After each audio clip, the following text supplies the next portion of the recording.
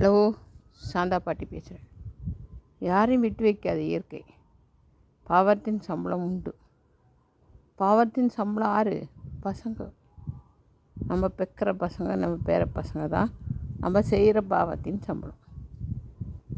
எனக்கு என் அனுபவம் சொல்கிறேன். 78 எங்களுக்கு கல்யாணம் ஆச்சு. 82 எனக்கு பெரிய பொண்ணு பிறந்துச்சு. 85 ஒரு இன்னொரு பொண்ணு பிறந்துச்சு. இப்போ வறுமை. எங்களுக்கு சொந்த டெய்லர் கடை இல்லை. எனக்கு டெய்லர் வேலை தெரியாது. எங்கள் வீட்டுக்காரர் தான் கூலிக்கு வேலை செய்கிறாரு. துபாயில் போய் நஷ்டப்பட்டு வந்து நகை நெட்டெல்லாம் போயிடுச்சு. எங்கள் அண்ணா வீட்டுக்கு போகும்போது எங்களை சேர்க்கறதில்ல. ஏழையாயிட்டோம், சேர்க்க மாட்டோம். எனக்கு அப்பா அம்மா கிடையாது. அப்போது 2வது குழந்தை பெற்று வளர்த்துட்டு பெரிய ஒரு வீடு எடுத்து வாடகைக்கு எடுக்க முடியாது. சாதாரண எல்லோரும் சேர்ந்து இருக்கிற மாதிரி காமன் வீட்டில் தான் போய் இருக்க முடியும். ஒரு ரூம், ஒரு கிச்சன், கக்கூஸ் பாத்ரூம் எல்லாம் காமமாக இருக்கும். அந்த மாதிரி வீட்டில் இருக்கும்போது ஒரு 5 கொடுத்தனும் 4 கொடுத்தனும் இருக்கிற வீட்டில் தான் வீடு எடுக்க முடியும். ஒரு 400 300 வீடு தான் எடுக்க முடியும். அப்போ அவங்களுக்கு 2 குழந்தைக்கு மேலே இருக்கக்கூடாது. ஒரு குழந்தை இருந்தால் தான் சந்தோஷம். இதில் என்னாச்சுன்னா, என் பொண்ணு சின்ன பொண்ணுக்கு மஞ்சக்காமலை வந்து காமமான கக்கூசில் போகும். மஞ்சக்காமலை வந்துடுச்சு. குழந்தைக்கு இன்னொரு குழந்தை மேலே குடியிருக்கிற குழந்தைகிட்டேருந்து தொத்திக்கிச்சு.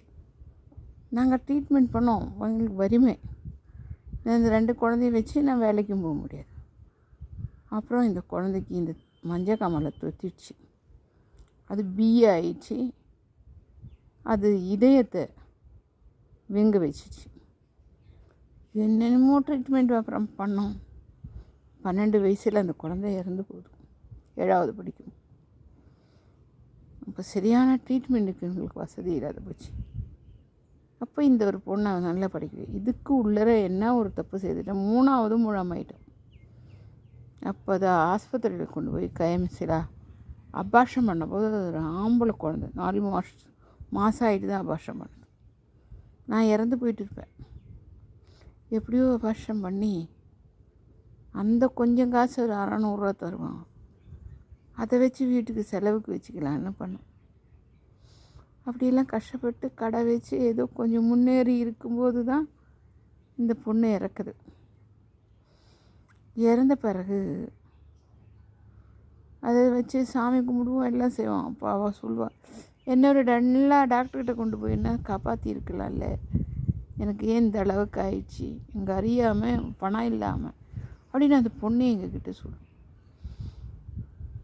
இப்போ என்னாச்சுன்னா, என் பொண்ணு படித்தா, நாங்கள் கடை வச்சோம், பெரிய லெவலெல்லாம் வந்துச்சு. இப்போ வீடு வாங்கினா அவள் வேலை செய்கிறா.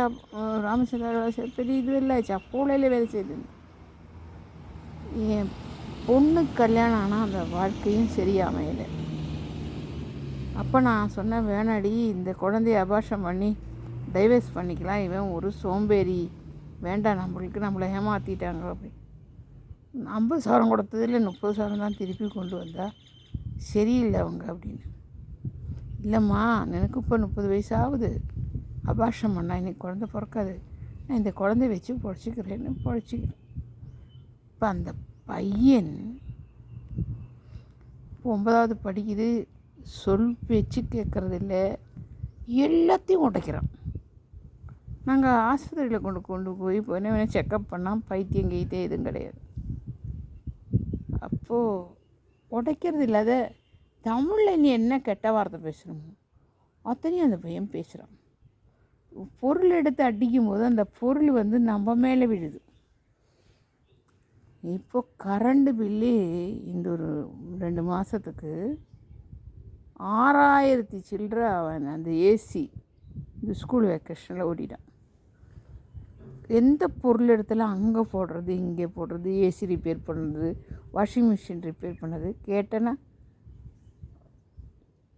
நீ மூடுன்னு சொல்கிறது.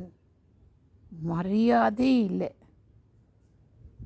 எவ்வளோ கொச்சமாக, எவ்வளோ ஒரு தமிழில் கெட்ட வார்த்தை இருக்கோ அதை பேசுகிறான். இത്രയും அவன் ஒரு பிராமண ஸ்கூலில், பூந்தமல்லியில் ஒரு பிராமண ஸ்கூலில் படிக்கிறான். எங்கேருந்து தான் இந்த பாஷை பேசுகிறான்னு தெரியல. அதெல்லாம் என்னை பேசிடுவான். ஒரு மரியாதை, ஒரு சுத்தமோ ஒரு அடக்கமும் இல்லை. எனக்கு அப்போ ஒரு சந்தேகமாக இருக்குது.